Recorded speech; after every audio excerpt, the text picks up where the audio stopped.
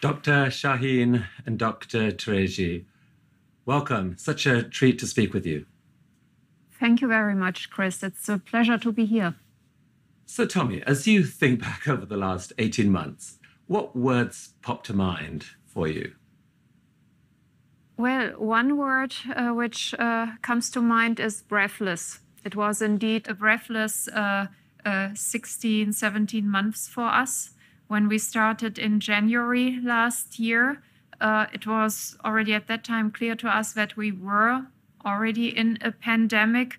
What was not known was how fast this pandemic would evolve and whether we would have the time in the first place to have a vaccine ready soon enough in due time. And understanding this, it meant for us that there was not even one day to lose. And this was the mindset of the entire team here in Mainz at BioNTech, and later on also of our partners which were involved, Pfizer and others, to keep going and be fast.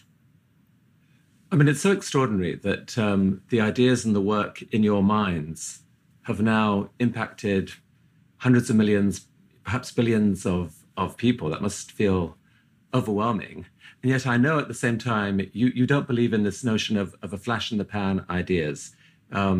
Stephen Johnson, the author, in his book, Where Ideas Come From, speaks of the slow hunch, that the best ideas happen over many years. And I know that you believe that is true in your case. I'd like us to go back a couple of decades to tell us how this began. How did you meet?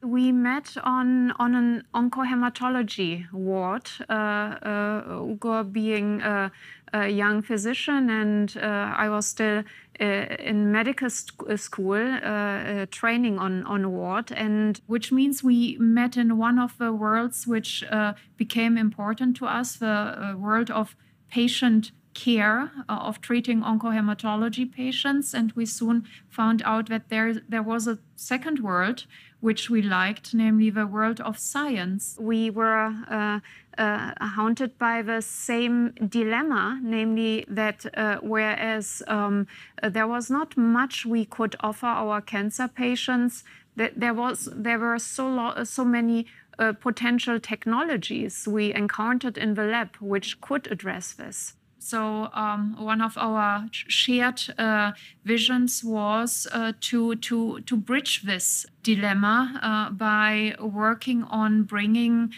science and technology fast, and that's an important word here, fast to the patient's bedside to address high medical need. So I think the first company you founded nearly 20 years ago was to use the power of the human immune system to tackle cancer. We were always interested by using the patient immune system to fight cancer and other type of diseases. As immunologists, we knew how powerful the human immune system is, but it was also clear that the human immune system, in the case of cancer, did not fight cancer cells. It could fight it, but it didn't. And for that, we wanted to develop immunotherapies. That means treatments that use the power of the immune system and redirect the power of the immune system to cancer cells. It was clear that in the university setting, we could not continue to develop monoclonal antibodies because the cost for development of monoclonal antibodies before you can start a clinical trial was in the range of 20-30 million euros. And therefore, we decided to start a company to get the funding. Now, soon after you started this company, you decided to get married. Tell me about your wedding day. Day was well planned, a quick wedding, and thereafter we went back to the laboratory, and our guests at our wedding were that was basically our team, our research team. So no time to lose, Chris. that was a pretty special honeymoon. I mean, it seems like your love for each other is very much bound up in your love for this work and your sense of the importance of this work. How would you How would you characterize those intersecting relationships there? We are really two scientists. At the end of the day, we love what we do, yeah?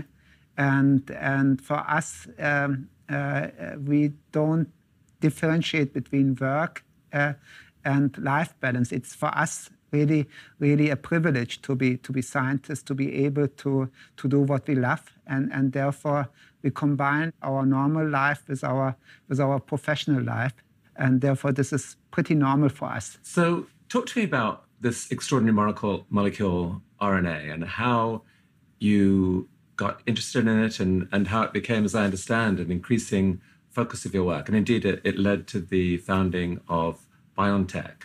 Talk about that.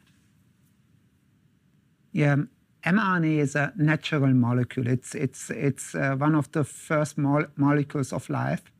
It is a carrier of genetic information.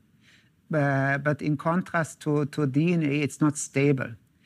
So it can be used to transfer information to human cells, and the human cells can use this information to build proteins, which can be used for therapeutic settings. For example, to make a protein which is a vaccine, yeah, or to make a protein which is an antibody, or to make a protein which is another type of drug.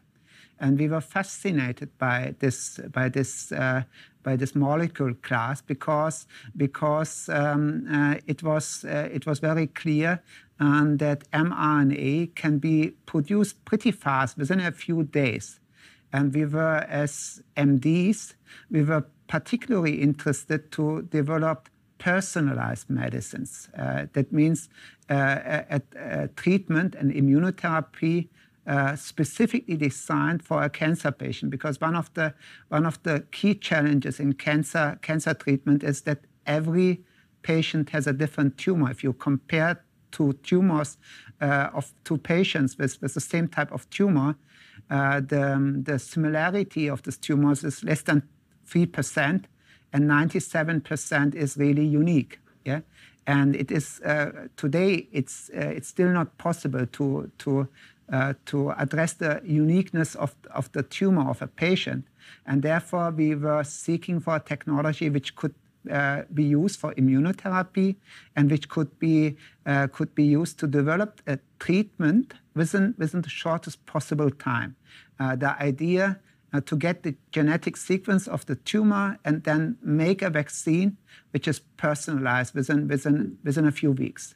Or is it fair to say that almost all of the significant things that happen to us biologically are actions done by proteins, and that it's mRNA that actually makes those proteins? If you can understand the language of mRNA, you can get involved in pretty much everything of significance to the well-being of a human being. Exactly. So in principle, the instructions are in the DNA. These have to be translated into protein, because proteins are the actors which keep our cells alive and our organism functional. And the way how to translate what is instructed by DNA in a fashion that it is well-timed and happens at the right places into protein, there is messenger RNA. Messenger RNA sort of instructs when and how much of which protein has to be built in order to ensure the activity of our body. So you can almost think of DNA as the sort of the Oxford English Dictionary of Language. It sort of sits there as the reference point. But for the actual living work, the living work of language out there in the world, instructing things, that is done by mRNA. Yeah, absolutely. It is possible. So the human cells, exactly, DNA is like a library. If you have the platform for the messenger RNA therapy, you can deliver any type of message, and the body cells ensure that the message is translated into the right protein. A high advantage of mRNA is that it is so versatile. You can deliver all sorts of messages, as Ugo has called them. On the one hand, you can deliver the blueprint for the protein, which you want to be produced in this cell. But you can, with the same molecule, also design into the mRNA instructions how this protein should be built, instructions to the protein factories of the cell. So you can define whether you want this protein to be built in high amounts or for a long duration, how the pharmacokinetics of this protein should be in this cell. So talk about January of last year, when you first heard about this new virus that was spreading. So in end of January, we read a paper published about this outbreak in Wuhan and realized that this new outbreak has all features to become a global pandemic. And we were concerned that our life will change, that this outbreak could change the fate of mankind. And we knew that we have this messenger RNA technology, which was actually developed for personalized cancer therapy. But the idea of personalized cancer therapy is to get a genetic information of the patient and then make a vaccine as fast as possible. And we had now the same situation. It was not a personalized vaccine, but it was a genetic information of the virus, which was released 2 weeks earlier. So this genetic information of this virus was available, and our task was to make a vaccine as fast as possible. And the challenge at that time point was it was almost nothing known about this virus. It was a completely new virus. We had some assumptions which molecule encoded by the virus could be the right target. That means the molecule which can be used to precisely engineer an immune attack. This is the spike protein. It's on the surface of the virus, and there's not only one copy of the spike protein on the virus, but multiple. So in the range of 20, 25, 30 proteins, spike proteins. And the spike protein has two functions.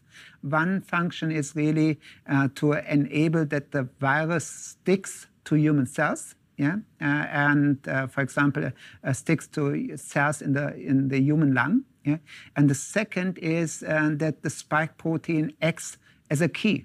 It allows the virus to enter into the cells. Our goal was to engineer an immune response. You've got a slide showing the T-cell response to your vaccine.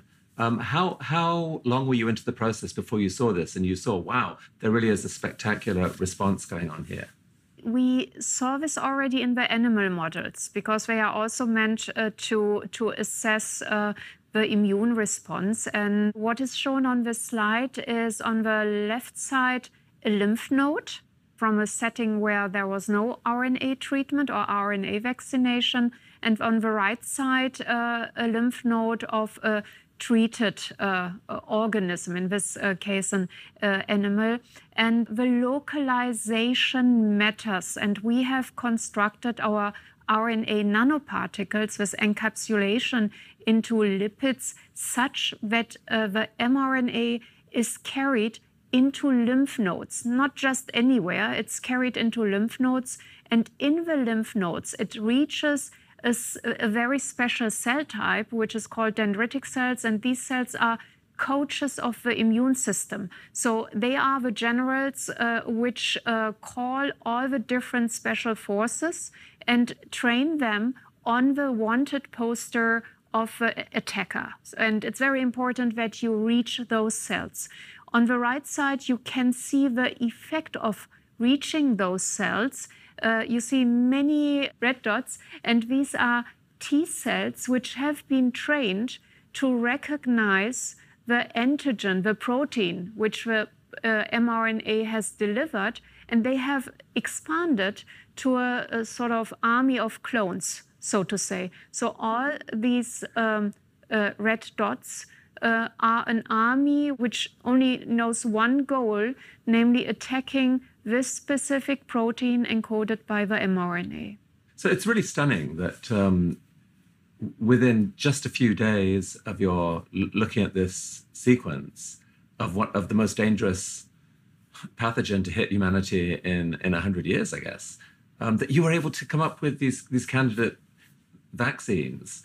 And I guess over the next weeks and months, you had growing confidence that, wow, this was going to work. It wasn't until the results of the human trials came out, I guess in November of last year, that you really knew. Tell us about that moment. It was a Sunday when we were waiting for these results, which are assessed in such trials by an independent committee. And Ugo said, so let's see how the data will look like. It was not clear whether it would be thumbs up or down. And we were very relieved and felt blessed to hear that the vaccine was efficacious, and it was highly efficacious, over 90%. And that more than 90% almost disguises the full extent, because that's just against any kind of level of infection of COVID. The severe infection and fatalities were almost completely protected against, I think. And it must have been an ecstatic moment for you. It certainly was for so many people around the world. Yes, absolutely. So this was a Sunday evening, and there were a handful of people knowing that an effective vaccine is existing against this global pandemic. Yeah? And we were so excited and so happy. Yeah? And we shared, of course, this information the next day. So based on what's happened this time around and the amazing acceleration compared with any other vaccine development, I mean, if we were hit by another virus, could you picture that next time we could accelerate the timeline further still if need be? Yes, Chris, this is an excellent question. Actually, the world was not prepared to deal with such a pandemic. The science and the vaccine developers reacted in an excellent fashion, and it is incredible and wonderful that it was possible to come up with an effective vaccine while a pandemic is ongoing in less than 12 months. But the challenges that we have at the moment is that we don't have sufficient production capacity. Ideally, we would be prepared the next time not only to develop a vaccine in light speed, yeah, but also to make and distribute the vaccine in light speed. So what we need now as an additional element which was not existing is manufacturing capacity and idle manufacturing capacity.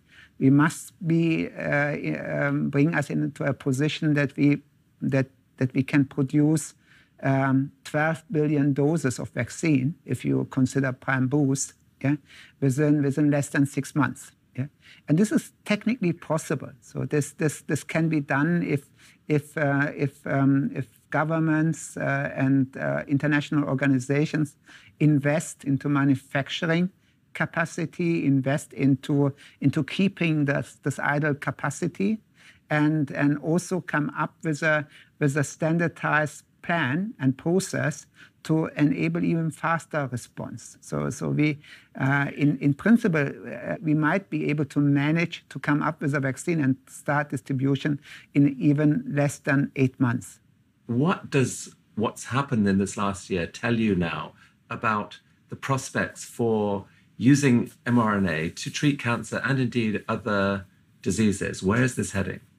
What we have now is an approved technology and a first approved product. The development of the coronavirus mRNA vaccine shows the power of the mRNA, and it shows also the safety of this approach, and it shows that it opens up a door for new technology and for new type of treatments.